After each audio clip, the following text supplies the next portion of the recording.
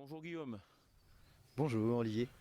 Eh bien, nous sommes à Mignaloux-Beauvoir sur ton parcours, hein, le parcours qui t'accueille durant toute ta formation.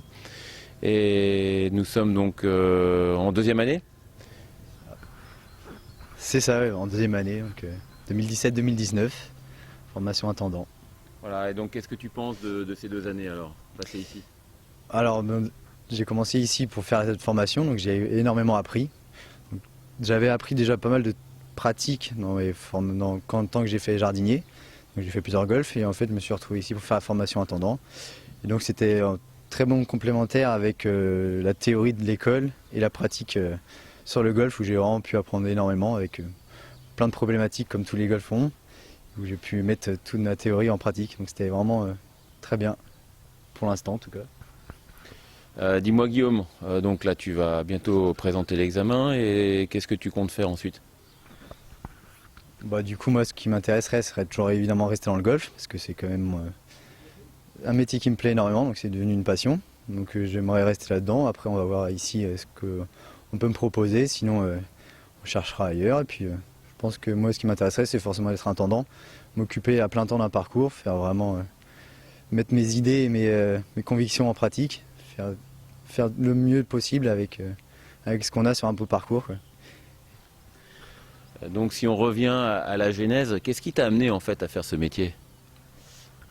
Tout d'abord, j'ai fait des études de paysage. Donc voilà, après, moi, ce qui m'intéressait, c'était de toujours rester sur le même parcours, voir un terrain évoluer. Donc faire les jardins comme ça et de ne pas voir évoluer, de mieux en profiter, ça m'intéressait moins. Donc là, c'est vrai que tous les matins, on le voit évoluer.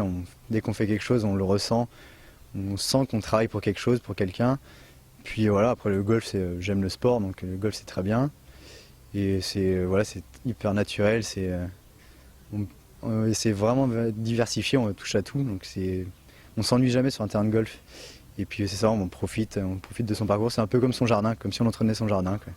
Donc voilà, on le fait à plein temps et puis c'est très passionnant.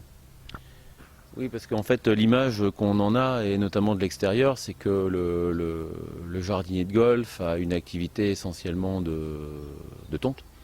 Alors c'est à la fois vrai, mais aussi très faux, hein. C'est ce que tu étais en train de nous dire. Et donc toi ici, qu'est-ce que tu as pu en fait faire également? Donc c'est vrai que on dit que c'est à moitié pour un jardinier, c'est 50% du temps la tonte en général. Mais c'est vrai que moi j'ai fait beaucoup d'arrosage, donc on a pas mal de problèmes d'arrosage, donc j'ai pu faire réparer quelques casses. Après la mécanique, on y touche aussi forcément un petit peu, parce qu'il n'y a pas de mécanicien, pas de fontainier attitré. Ensuite, voilà, il faut faire la fertilisation, il faut être à l'écoute du gazon, donc des greens. Donc, faut être le plus juste en eau et en fertilisation. Après, voilà, il faut évidemment passer quelques produits phytosanitaires, mais ça n'est pas le moins possible, on se porte le mieux possible. Ensuite, voilà, faut être à l'écoute des joueurs, mais sans évidemment savoir leur expliquer pourquoi on fait ça, parce que sinon on ne pourrait jamais travailler si on les écoutait trop. Et voilà, après, faut être en coordination avec tout le monde, et puis tout se passe très bien. Et en fait, faut pas hésiter à demander à toucher à tout, et puis parce qu'il y a tellement de choses à faire, l'entretien des bunkers, l'entretien des massifs, du gazon, de tout. Donc c'est vraiment diversifié. Et également, donc je voulais te poser la question, c'est-à-dire qu'en fait, au départ, tu avais un profil espace vert, et ensuite donc tu as découvert le monde du golf. Et qu'est-ce que tu pourrais dire à des gens qui se posent la question, à des jeunes ou des moins jeunes d'ailleurs, qui se posent la question de se dire, ben voilà. Le golf, c'est pas pour moi ou c'est pour moi. Quel est en fait toi ton ressenti et qu'est-ce que tu leur conseillerais? Bah évidemment, faut aimer tout ce qui est naturel. Faut vraiment, je pense, faire ça comme une passion. Faut vraiment aimer ce métier, parce qu'on fait pas ça pour l'argent, on fait pas ça pour. Donc faut vraiment aimer ça. Et puis je pense qu'une fois qu'on est dedans, une fois qu'on s'intéresse un peu à tout, à comment fonctionne le gazon, comment il vit, c'est très intéressant. Même l'arrosage, dès qu'on commence à comprendre comment ça fonctionne, on y voit tout de suite plus clair et c'est vraiment passionnant. Donc vraiment on touche à tout et puis si on est vraiment intéressé, c'est vraiment naturel et puis on s'y plaît vraiment bien. Le matin on se lève, on part tourner les greens, on voit des chevreuils traverser, on voit des animaux, on se sent vraiment tout seul et on prépare le parcours pour les joueurs qui après nous félicitent, qu'on sait bien ou pas. Donc et voilà, c'est donnant donnant et tout le monde est quand on a des félicitations, c'est tout de suite gratifiant et puis voilà, donc c'est super comme métier.